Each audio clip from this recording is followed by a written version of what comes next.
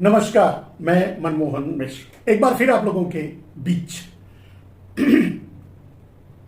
वही मुद्दा नरेंद्र मोदी, लेकिन अब नरेंद्र मोदी से आगे निकल करके मुद्दा अडानी तक पहुंच चुका है। सिर्फ Adani, Adani the big boss, Adani the Superman, Adani thugs of Gujarat, Adani mafia, Adani कुछ भी कह सकते हो। तो बात अडानी की और मोदी की। मोदी अडानी के प्रतिबिंब हैं। अडानी बायोलॉजिकल है और नरेंद्र मोदी नॉन बायोलॉजिकल है। यानी अडानी सजीव है और मोदी निर्जीव है, यानी प्रतिबिंब है, छाया है, बस और कुछ नहीं। तो चलिए, छाया से भी आदमी बच नहीं सकता, छाया कभी उसका पीछा नहीं छोड़ती। आज छाया यानी प्रतिबिंब यानी नरेंद्र मोदी इस देश का पीछा नहीं छोड़ रहे हैं। पूरा देश समझ चुका है, पूरी दुनिया जान चुकी है, भारतीय जनता पार्टी भी जान चुकी है, आरएसएस भी जान चुकी है, उनके अपने लोग भी जान चुके हैं कि नरेंद्र मोदी इस देश के लिए पनौती बन चुके हैं। फिर भी कोई उनका विरोध नहीं कर पा रहा है खुल की, कोई उन पर उंगली नहीं उठा रहा है खुल की, और ना ही उन पर और ना ही उनके सजीव पर यानी अडानी पर। मैंने कहा अडानी सजीव है और मोदी प्रतिबिंब। मेरे दोस्त, अगर आज इस बात को समझने के लिए थोड़ी सी बात आगे बढ़ाई जाए तो आपको पता होगा, सोशल मीडिया के द्वारा, गोदी मीडिया, सुपारी मीडिया, डाबर मीडिया, ये कभी आपको कुछ नहीं बताएगी। ये तो आप भी जानते हैं, हम भी जानते हैं, और ये उम्मीद भी करना गलत है कि वो आपको कुछ बताएंगे, क्योंकि वो उनका निर्माण ही इसीलिए हुआ है कि वो आप कुछ ना जाने, आप तक कोई बात ना पहुंचे, आप कुछ समझ ना पाए, आप कुछ सुन ना पाए, आप कुछ देख ना पाए। मीडिया माफियाओं ने इसीलिए मीडिया पर कब्जा किया। वैसे तो आपको पता है कि देश के सिर्फ मीडिया नहीं, मीडिया यानी लोकतंत्र के चारों खंभे, मीडिया, विधायिका, कार्यपालिका और न्यायपालिका, सब सीधे अब अडानी को रिपोर्ट करती है। मोदी छाया बनकर रह गए हैं, प्रतिबिंब, नॉन बायोलॉजिकल प्रतिबिंब। तो बात अगर अडानी की जाए, मोदी की जाए, तो आज से बढ़िया उदाहरण कुछ नहीं होगा जो राहुल गांधी ने दिया। राहुल गांधी ने शायद प्रेस कॉन्फ्रेंस किया या एक वीडियो जारी की जिसमें जो सोशल मीडिया में तैर रहा है, आप देख रहे हैं, एक है तो सेफ है, एक है तो सेफ है, मतलब तिजोरी। उस तिजोरी को खोल करके राहुल गांधी निकालते हैं तो उसमें से दिखता क्या है? नरेंद्र मोदी और अडानी, मतलब सजीव और निर्जीव, सगुण और निर्गुण, सजीव और प्रतिबिंब, दोनों आमने सामने हैं, दोनों हैं, दोनों उस सेफ में से निकलते हैं। यानी एक है इसलिए सेफ है। आप तो समझ सकते हो इस बात को, पूरा देश समझ गया।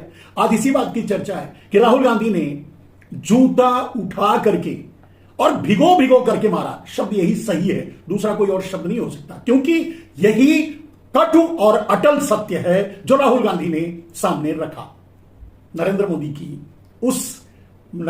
के उस जुमले का, एक है तो सेफ है की परिभाषा बिल्कुल सटीक। आप भी इसका समर्थन करेंगे, भारतीय जनता पार्टी के लोग भी इसका समर्थन कर रहे हैं, भारतीय जनता पार्टी के लोग, आरएसएस भी इसको मानती है, जानती है और समझती है। एक और सेफ कौन है?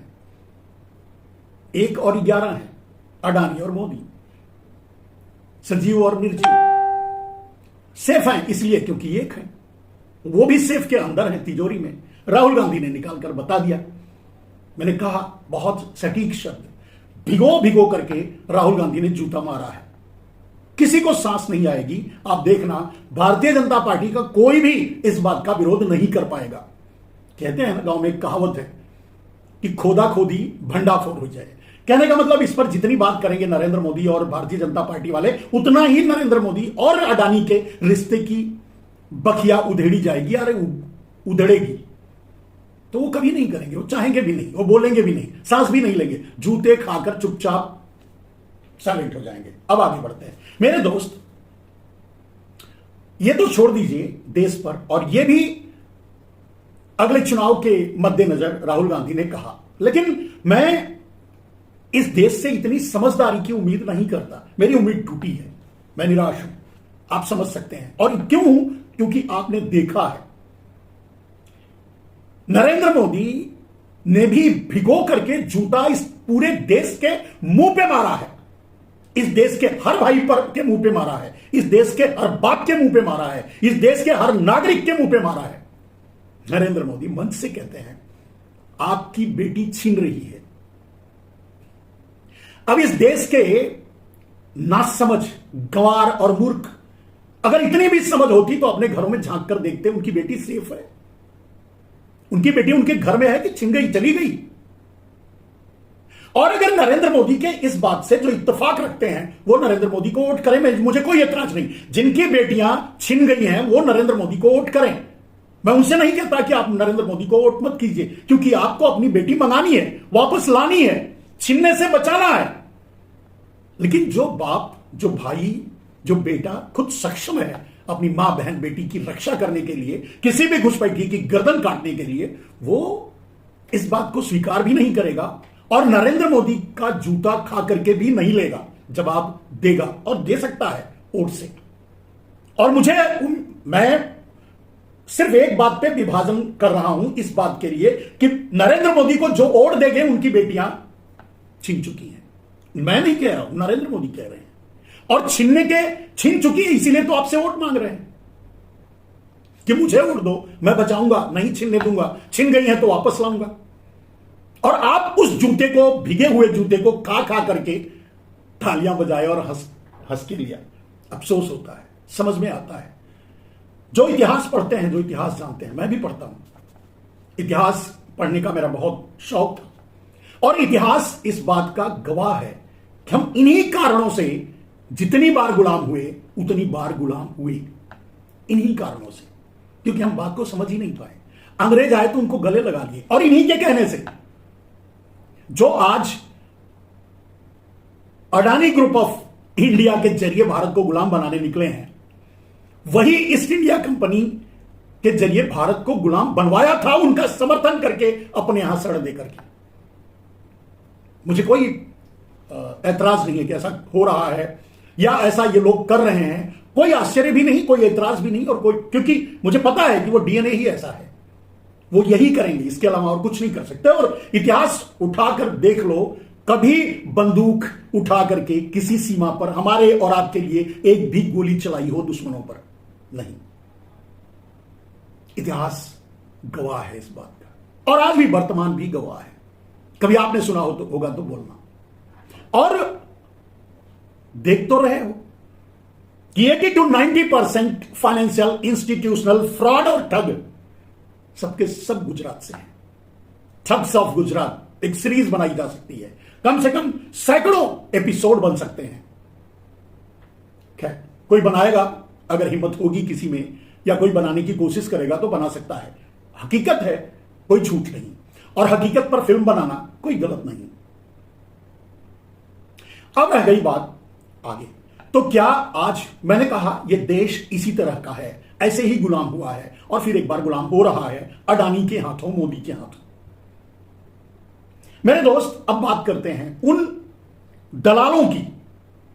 मैंने कहा आज इतिहास इस बात की भी गवाही देगा, जब इतिहास के पन्ने पलटकर आप देखने की इच्छा रखेंगे, पढ़ने की इच्छा रखेंगे, तो इस बात की गवाही देगा कि दलालों ने ही हमें गुलाम बनाया था। आज भी वही बात है, दलाल हैं तो ठगों की बल्ले बल्ले है दलाल। अब जिन्हें दलाल कहा जा रहा है, जो जिनकी दलाली के कारण ठगों के बल्ले बल्ले हैं, उसको आप समझिए। क्या नीतीश कुमार को यह पता नहीं है कि नरेंद्र मोदी झूठ के सिवा कुछ नहीं बोलते? नीतीश कुमार और नायडू दोनों को एक साथ अगर कहा जाए, दोनों से एक साथ पूछा जाए, क्या उन नीतीश कुमार और नायडू को यह पता नहीं कि नरेंद्र मोदी झूठ के अलावा कुछ नहीं बोलते? क्या नीतीश और नायडू को यह पता नहीं है कि नरेंद्र मोदी सारे सिस्टम का दुरुपयोग कर रहे हैं और वो खुद भी इसके शिकार हैं?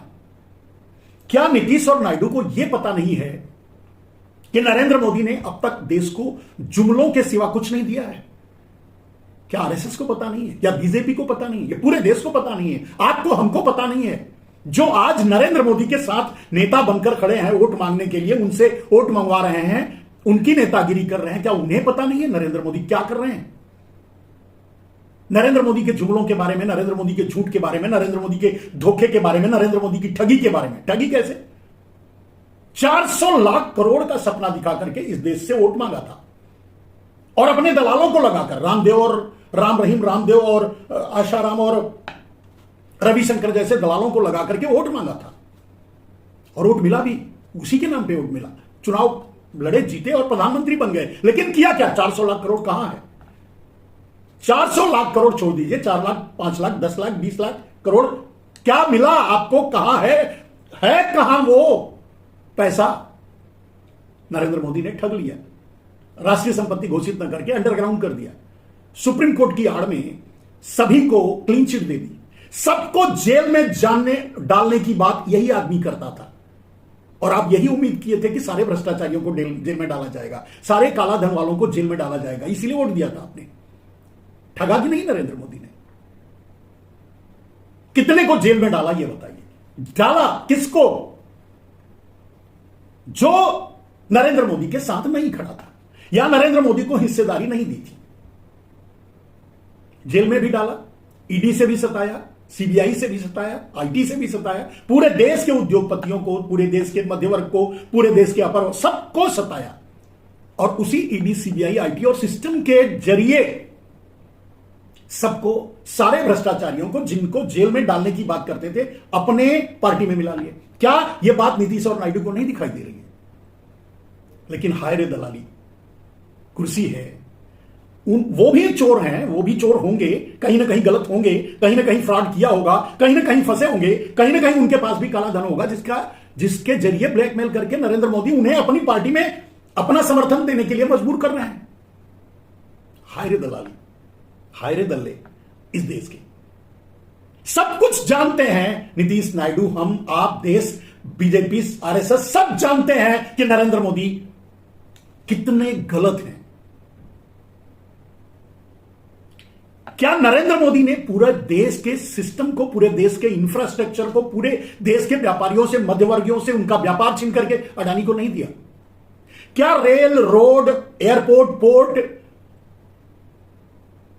रेलवे की जमीन, सेना की जमीन, सारे बिजनेस कॉन्ट्रैक्ट्स, ब्रिज, इंफ्रास्ट्रक्चर, सब कुछ, कोयला, बिजली, पानी, खाद, बीज, अनाज, सब कुछ, फुटकर से लेकर के होलसेल तक सब कुछ, या देश से लेकर विदेश तक सब कुछ अडानी के हवाले नहीं किया। नरेंद्र मोदी तो एक वॉचमैन की तरह, एक चौकीदार की तरह अडानी की चौकीदारी कर रहे हैं। नरेंद्र मोदी एक सीईओ की तरह अडानी के प्लान पर विदेश जाते हैं और वहां से बिजनेस मांग कर लाते हैं अडानी के लिए। क्या नहीं कर दे? कौन सा अत्याचार नरेंद्र मोदी ने इस देश पर नहीं किया? 80 करोड़ भारतवासियों के हाथों में भीख का कटोरा थमा दिया और बोलते हैं हम विकास कर रहे हैं, और सामंजस्यपूर्ण विकास, मतलब सबका विकास एक साथ कर रहे हैं। 80 करोड़ लोगों को भिखारी बना करके, मध्य वर्ग को आज गरीबी रेखा के नीचे ला करके ये विकास कर रहे हैं नरेंद्र मोदी। लेकिन अडानी को तीसरे नंबर पर पहुंचा करके, या अडानी जैसे कुछ माफियाओं को पूरा धन दे करके, पूरे देश को बेच करके, पूरा देश का धन दे करके, सारा ब्लैक मनी दे करके, नरेंद्र मोदी आज जो कर रहे हैं, ठग्स ऑफ गुजरात का प्रमोशन, क्या यह देश देख नहीं रहा है? क्या देश का आम आदमी नहीं देख रहा है? क्या आप नहीं देख रहे हैं? क्या आपको समझ में नहीं आ रहा है? क्या भारतीय जनता पार्टी को समझ में नहीं आ रहा है? क्या आरएसएस को समझ में नहीं आ रहा है? सबके सब सांस रोके चुप है, क्योंकि दल्ले हैं, क्योंकि दलाल हैं, बंद है मुंह, डर से। ईडी, सीबीआई, आईटी, न जाने किस किस के डर से, और वो सभी चुप हैं, क्योंकि चोर जो हैं वो चुप रहेंगे, चोर वो भी हैं, इसीलिए तो चुप हैं। मेरे दोस्त, सब कुछ जानते हुए जब आदमी नरेंद्र मोदी के साथ खड़ा होकर उसका समर्थन कर रहा है, तो उसे आप दलाल नहीं कहेंगे तो क्या कहेंगे? आप बताइए। कोई और वर्ड, कोई और शब्द अगर आपके डिक्शनरी में है जो ऐसे लोगों के लिए इस्तेमाल कर सकते हैं, चाहे देश के लोग हों जो नरेंद्र मोदी के सामने बैठकर तालियां बजाते हैं, वो भी वही है, नीतीश और नायडू जैसे नेता भी वही हैं, या जितने भी नरेंद्र मोदी के साथ खड़े अपने आप को डीए मार मार करके नरेंद्र मोदी की प्रशंसा करते हैं, बड़ाई करते हैं। मेरे दोस्त, मैंने कहा कि मैं उसी नरेंद्र मोदी की ही दुनिया से आया हूं, उनके हर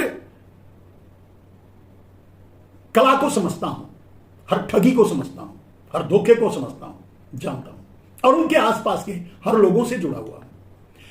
किसी से भी, चाहे वो आरएसएस हो, चाहे बीजेपी हो, चाहे दूसरे पार्टी के नेता हो, चाहे किसी से भी ये सवाल करो, पूछो, आप भी पूछ कर देखो, मैं पूछता हूं कि क्या नरेंद्र मोदी पूरे देश को बेचकर अडानी को दे रहे हैं, सही है? बोलते हैं नहीं।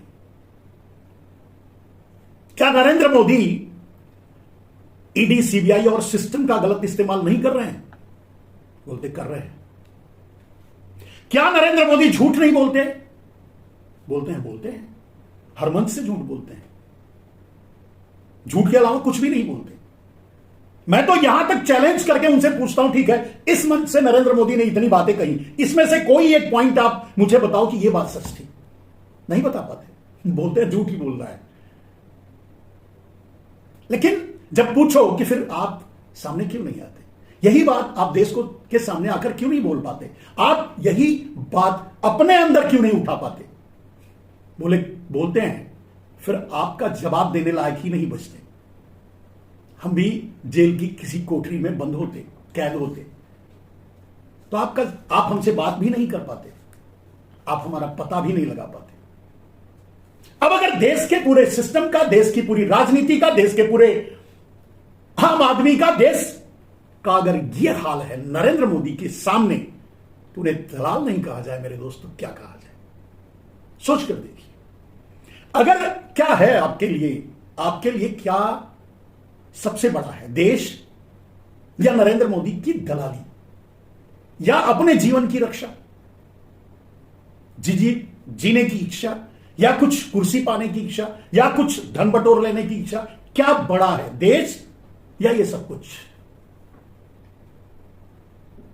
जानते हैं अब भारतीय जनता पार्टी, देश, या जिनसे ये सवाल किया जाता है, या मैं ये सवाल करता हूं, क्या बोलते हैं? भाई ये सब कुछ त्यागा जा सकता है, नहीं चाहिए धन, नहीं चाहिए कुर्सी, नहीं चाहिए पावर,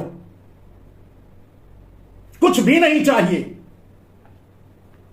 लेकिन जेल जाने से कौन बचाएगा? आप बचाओगे? यह सवाल भारतीय जनता पार्टी, आरएसएस के लोग मुझसे भी करते हैं। आप बचाओगे? बचा सकते हो? मैं बोला, मैं अपने आप को नहीं बचा सका तो आपको क्या बचा पाऊंगा? यह है देश की मजबूरी। और जब ये बातें सुनता हूं, जब ये बातें सामने आती हैं, जब ये बातें आप सुन रहे हैं, आपको भी समझ में आ गया होगा, या आ जाना चाहिए कि भारत क्यों और कैसे गुलाम हुआ। और मूल बात, अब ठग क्या करता है? ठग हमेशा आपको ऐसी जगह ले जाएगा जहां से आप अंधेरे में खड़े हो जाएंगे, आपके चारों तरफ अंधेरा होगा, आपको कुछ दिखाई नहीं देगा। और जानते हैं ऐसी जगह कौन सी है? धर्म, जहां कुछ नहीं दिखाई देता। मैं अगर आपसे पूछता हूं, आप मानते हैं, आप हिंदू हैं? किसी ने कहा सनातनी हिंदू, मैं ढूंढने लगा शब्द, पूरे इतिहास में खंगाल डाला, पूरे शास्त्र में और सब जगह खंगाल डाला, मुझे नहीं मिला। मैं समझ ही नहीं पाया कि इसका मतलब क्या है। क्या जो अब अगर इससे कहा जाए कि जो सनातनी नहीं वो इंसान नहीं है, जो सनातनी नहीं है वो ईश्वर के कृपा पात्र नहीं है, जो सनातनी नहीं है ईश्वर उन पर पानी नहीं बरसाएगा, ईश्वर उनको खाना नहीं देगा, ईश्वर उनसे सब कुछ छीन लेगा, जो सनातनी नहीं है। जब भेद ईश्वर नहीं कर सकता तो इंसान क्यों करता है? लोगों को अंधेरी कोठरी में ढकेलने के लिए, धर्म की आड़ में। धर्म ही एक ऐसा अंधा कुआं है जहां किसी को भी ढकेल दो वो गिर जाएगा। बहुत से सोशल मीडिया में आप देख रहे होंगे, ये सवाल उठाए जा रहे हैं कि चलिए नरेंद्र मोदी का नहीं है अपना बेटा बेटी, तो भाई भतीजा बात तो है, उनमें से कितने लोग अमित शाह का बेटा या किसी और नेता का बेटा झंडा उठाकर घूम रहा है बजरंग दल की तरह, मुसलमानों पर हमले कर रहा है, या दलितों पर हमले कर रहा है, या गाली दे रहा है, या मस्जिदों पर चढ़ करके झंडे फहरा रहा है, या मुसलमानों की या किसी की तलाशी लेकर उसे मार डाल रहा है, ऐसा क्या कर रहा है? वो तो कुछ नहीं कर रहा है, वो तो इंग्लैंड में पढ़ रहा है। ये बात सोशल मीडिया में है, मैं ये नहीं कह रहा हूं, ये तो है, ये लोग सोच रहे हैं, समझ रहे हैं, लेकिन समझ में नहीं आ रही, क्योंकि लोगों को अंधे कुएं में, यानी धर्म के कुएं में ढकेल दिया गया है। अब उन्हें कुछ नहीं दिखाई देगा। अगर कोई यह समझाने की कोशिश करेगा कि भाई अमित शाह का बेटा तो बीसीसीआई का सेक्रेटरी बनकर बैठा है और आपसे नारे लगवाकर आपको जूते खिलवा रहा है, डंडे परसवा रहा है, नौकरी मांगने जाते हो, कोई हक मांगने जाते हो तो आप पर आंसू गैस के गोले छोड़े जाते हैं, जूते मारे जाते हैं, डंडे मारे जाते हैं, जेल में बंद किया जाता है, कहीं आपके साथ न्याय होता? फिर भी उसको समझ में नहीं आएगा। तब आपको समझ में आएगा कि आखिर भारत कैसे गुलाम हुआ। मेरे दोस्त, सोमनाथ का मंदिर नहीं लुटता, खैर मंदिर ही नहीं होता अगर धर्म की धर्मांधता नहीं होती तो। सोमनाथ का मंदिर नहीं लुटता अगर धर्मांधता नहीं होती, धर्म के कुएं में लोग नहीं होते। कहा जाता है कि जितने लोग वहां थे वो चाहते तो एक एक थप्पड़ मारकर भगा सकते थे कुछ लुटेरों को, नहीं भगा पाए, नहीं भगाए। वो तो भक्ति में लीन हो गए, भभूति लगाकर भजन करने लगे, त्रिनेत्र खोलेंगे और सब भस्म हो जाएंगे। ये तो मलेक्शन है, कुछ भी नहीं हुआ, लुट गया। मेरे दोस्त, इसी तरह से समझ में आता है कि इसी तरह का और न एक ठग आज क्या कर रहा है आपके साथ। एक ठग आपका इस बात का जवाब दे रहा है कि आपके पास नौकरी नहीं है, आपको नौकरी दूंगा या देने का मेरे पास कोई योजना है, बात कर रहा है नहीं। एक ठग आपसे यह कह रहा है कि किसानों को दोगुनी आय या आय का कोई साधन मैं प्रस्तुत करूंगा या दूंगा। भीख या भीख का कटोरा दे रहा है, भीख भी दे रहा है। जैसे किसानों को 100, 200, 1000, 2000 कुछ रुपए डाल देता है। इसकी क्या जरूरत है और इससे क्या होगा? यह देना उनके साथ उससे भी बड़ा अन्याय है कि उनके हक को न देना। देना उनके साथ उससे भी बड़ा अन्याय है। दोहरा रहा हूं इस बात को समझने के लिए आपको कि उनके हक को न देना। किसानों को उनका हक दीजिए, मजदूरों को उन्हें मजदूरी की व्यवस्था दीजिए, गरीबों को उनका हक दीजिए, बेरोजगारों को रोजगार दीजिए, नौजवानों को गौरवपूर्ण नौकरी उनकी सेना की थी वो वापस कीजिए। या जो भारत था हमारा आज से 14 साल पहले, क्या अब लोग ये कल्पना नहीं करते कि हमें वही भारत ठीक है, वही चाहिए? लेकिन ठग क्या करते हैं? आप नौकरी के बारे में बात मत करो, आप गरीबी के बारे में बात मत करो, आप महंगाई के बारे में बात मत करो, आप बेरोजगारी के बारे में बात मत करो, आप मुफलिसी के बारे में बात मत करो। इसीलिए आपको हिंदू मुसलमान करवाते हैं, इसीलिए आपको घुसपैठियों का डर दिखाते हैं। जो सोचो, जो घुसपैठिए अंदर घुसने के लिए जिम्मेदार हैं, वही आपको उनका डर दिखा करके फिर से वोट मांग रहे हैं। अगर घुसपैठिए देश में घुस रहे हैं तो फेल्योरिटी किसकी है? फिर तो नरेंद्र मोदी एक सेकंड प्रधानमंत्री बनने के और बनकर बैठने के काबिल नहीं है। हटना चाहिए उनको। यह शब्द कहते ही उनको इस्तीफा देना चाहिए। क्यों नहीं देते? क्योंकि भाई फेल्योरिटी तो आपकी है। सारा ईडी, सीबीआई और पूरी सेना सब कुछ लगा रखे हो विपक्ष को तोड़ने मरोड़ने, उनका छीनने, उनकी सरकार गिराने और उनके नेताओं को, अपने भ्रष्ट नेताओं को अपनी पार्टी में मिलाने में पूरा अपना ध्यान लगा रखे हो। कहां से रोक पाओगे घुसपैठियों को? अगर सच है तो, और अगर झूठ है तो जूता उठाकर आपके मुंह पे मारता है ये आदमी। आपकी बेटी छिन रही है। इसीलिए जिनकी बेटी छिन चुकी है वो नरेंद्र मोदी को वोट दें। नरेंद्र मोदी ने कहा है तो नरेंद्र मोदी को वोट दें। उन्हें अपनी बेटी छिन गई है, बचाना है, लाना है, जो भी है। और जिनकी जो सक्षम है गर्दन काटने के लिए उनकी घुसपैठियों की, जिसे नरेंद्र मोदी घुसाए हैं इस देश में अपनी बेटी की रक्षा के लिए, और रक्षा किए हैं, करके रखे हैं, उनकी बेटियां उनके घर में हैं, सुरक्षित हैं, तो नरेंद्र मोदी को किस मुंह से वोट देंगे? जूता खाकर भी वोट देंगे। चलिए, बात जहां से शुरू हुई थी वहीं खत्म करते हैं। राहुल गांधी ने बड़े साफ गोई से, बड़े साफ तरीके से यह बता दिया कि एक हैंड सेफ है का मतलब क्या है और उस तिजोरी में है क्या। अब देखना यह है कि यह देश की जनता, यह देश के लोग कितने समझदार हैं, कब किसे कहां कैसे वोट करते हैं। नरेंद्र मोदी के बहकावे में आते हैं, जुमले में लपेटे जाते हैं, झूठ पचा लेते हैं, जूते खाकर वोट देते हैं या फिर प्रतिकार करते हैं, विरोध करते हैं। यह देखना होगा। एक चरण का वोटिंग हो चुका है, दूसरे चरण की वोटिंग शायद होने वाली है झारखंड और महाराष्ट्र में। कुछ दिनों में फैसला भी आ जाएगा। आएगा तो मोदी ही। आप भी नारा लगाइए, पहले से मैं भी नारा लगा रहा हूं, क्योंकि मैं इस देश के लोगों से, इस देश की सोच से निराश हूं, क्योंकि मैं इतिहास हूं। नमस्कार।